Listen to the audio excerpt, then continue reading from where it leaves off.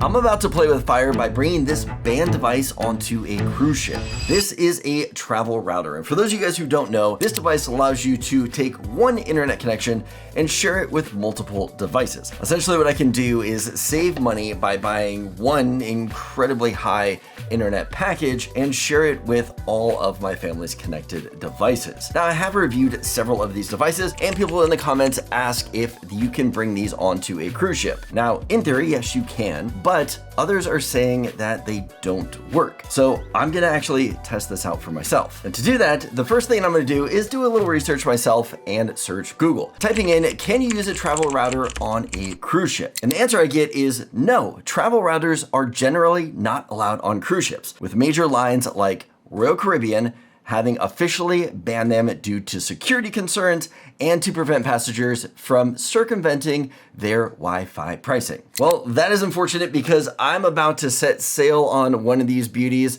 with Royal Caribbean. Now, here's the problem. I am what's known as a rule follower.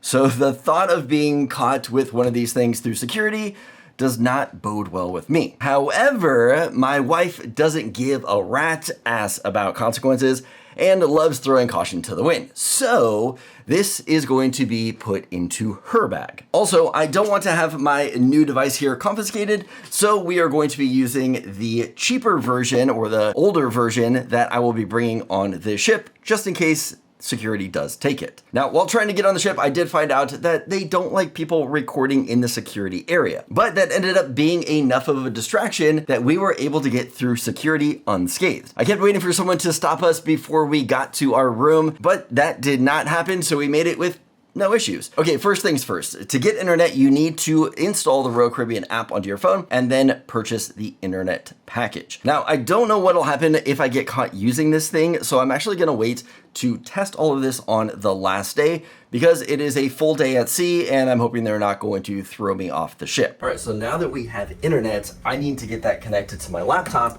which then will allow me to connect it over here to the travel router. So we're gonna start getting this connected. We have Wi-Fi. We are going to connect to guest Wi-Fi, automatically connect. Then it said it should automatically pop up with our login portal. So I'm gonna go ahead and load up Chrome here. We're gonna see if it prompts us for a login. Okay, now it did say in the app that if we're not automatically being prompted for login, we can go to login.com. Boom, there we go. So now we can go ahead and set up our internet accounts on here and get it registered. For this, we're going to enter our 4-digit code since we already have it connected to the app. So let me get that connected now. All right, so here in the app, we are going to click on share our internet code. We're here. Perfect. We're good to go. Let's go. All right, there we go. We are up and running now. Now let's go ahead and get the travel router connected. Okay, we've got our travel router plugged in, powered on, not connected to the network. So the next thing that we need to do is we're gonna hop over here and connect to Wi-Fi. Okay, so we have loaded up our Wi-Fi. We see the travel cafe that we set up when we were at home. So I'm gonna go ahead and click on travel cafe. We're gonna get connected to this.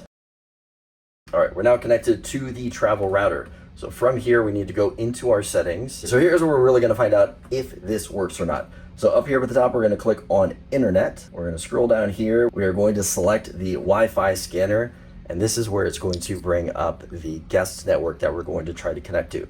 So Wi-Fi guest Quantum. Let's see, one of here is unsecured, one is secure. Let's go with the, oh, that's staff. Let's go ahead and click on our guest Quantum right here. We'll click on that top one, click on OK. Connect to the 2.4, that is perfect. Security, none, internet connection, and then we're gonna go ahead and click on save. So now it's going to connect to that device, and then hopefully we'll see our captive portal here that's going to get us connected to the internet. Okay, so we got a pop-up here. We said operation succeeded, however, I'm still seeing a red light on here, so it doesn't feel like we have actually connected to this. Oh, we just turned blue. Okay, now we're gonna test it out. So what we're gonna do is we're gonna go down into our settings here. We're still on Travel Cafe, that is perfect. Let's go ahead and test our internet right now. Top over to YouTube. Now this is connected to the travel router. So if we can get this to pop up, we know it's working. All right, we got internet connection lost. So even though the page started coming up, we're not able to get to it. Let's try just straight going up to Google, see if we're able to connect that way. Now, there is a good chance that the router on the cruise line end is blocking us. So even though we're able to connect, it is detecting that we should not have this. Okay, we're starting to get a bit more of progress here, but even here for Google, we are not getting anything. So we are connected to the travel router. Travel router, if we take a look here, does say that we are up and running and connected. Shows our IP address. We've got one client connected to the router, says it's on public Wi-Fi, but we're having a lot of trouble getting any kind of connection on here. Okay, I think the next step that we need to do, now that we have it all connected, is we should be able to travel around the ship. So maybe we're just having a bad connection here in the room because we're on the 3rd floor. We are gonna take it to another part of the ship that hopefully has a better connection. We'll test it out there and see if we can get it up and running. Okay, so even though I can't really get it to work in the room, I thought what I would do is try my luck throughout the ship and going to some more of the common areas, hoping to have better luck. So I took this setup here, threw it into the backpack to keep it hidden, hoping that I would not get caught, and ventured out. As I went from place to place, I kept dealing with the same issue.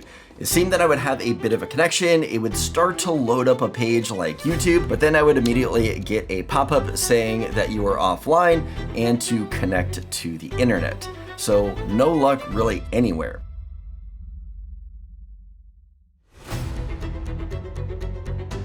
After testing several times, I didn't want to push my luck anymore, and so I just stopped testing altogether. When I tried to get back onto the internet with my phone, which I had been using all week, I wasn't able to get anything to load up. I was actually kind of freaked out that I somehow got my account canceled and that I was now in big trouble because that was all tied to my room and me personally. It turns out about 20 minutes later, everything started working again. I got connected and everything was fine. But I will say I was a little freaked out when that happened. All right, so after giving it a try, here is my takeaway. And that is that it's not really worth taking a travel router onto a cruise ship. It might be worth using if you get off the ship and you're at a port of call, but really on the ship, I didn't find it worth it. It turns out that Royal Caribbean have people that are way smarter than us and actually know how to lock down and secure their own ship's Wi-Fi. Now, for those wondering about the ship's Wi-Fi and how it works, what you actually do is you purchase an internet package. You can do it for one device or up to 4 devices. I recommend just doing it for one unless you need a lot of devices connected at the same time, because what you can do is you can take that one connection and you can connect multiple different devices to it as long as they're not connected at the same time. Meaning that my wife uses it for a little while and then she gives me a code to share with my device. I put that code into my phone and then I get internet. When I get internet on my phone, it kicks her off of internet. Same thing if we want to add a laptop to it. We can add and connect the laptop, but then it kicks our phones off the internet. So you kind of have multiple devices sharing one internet package, which is plenty for what we needed. I don't want to be on my phone all the time, nor does my wife, nor do we even want our kids on any kind of devices. So to be able to have an internet package where we can check things here and there, check email, be in communication with other people was helpful, but I don't need it 24/7. But after all that testing, now we know the answer. If this video was helpful or maybe entertaining to you at all, give it a thumbs up. Let me know that you liked it. As always, don't forget to subscribe for more content like this, and I'll see you guys in the next video.